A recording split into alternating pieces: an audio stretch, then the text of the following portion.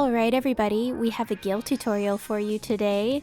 This has been highly requested because everybody thinks these are prosthetics. They are in fact not. First off, I'm going to take some black eyeshadow and just run it up the middle of my neck to create a center line. This helps me get the gills even on both sides. Then we are going to go in, and I just use a black face paint. You could use an eyeliner just for the line work. This does not have to be perfect. You can wipe it off and restart if you don't like how it looks.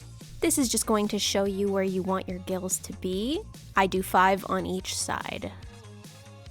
After I've done that, I'm going to take my black eyeshadow again, and on a small fluffy brush, I'm going to go under each gill. Again, this does not have to be perfect. The real magic happens when we do the highlights. So it's going to look messy, but just trust the process, alright?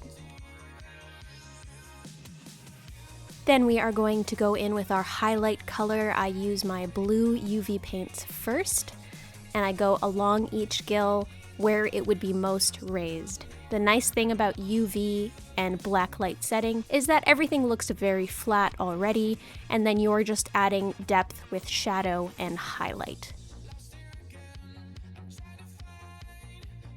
I will say that this is kind of tricky to do on yourself, so make sure you have a mirror or a phone handy, alright?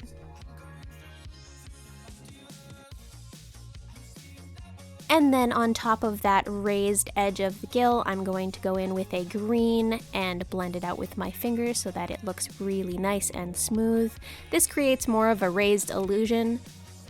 I use the Glisten Cosmetic wet liners to achieve my UV looks. The reason being is they blend really nicely, they stay where they need to go, and they're very bright. I'm not really used to doing the whole voiceover thing, but if this helped you or if you try it out, please tag me. I would love to see your attempts. Thank you for watching, guys!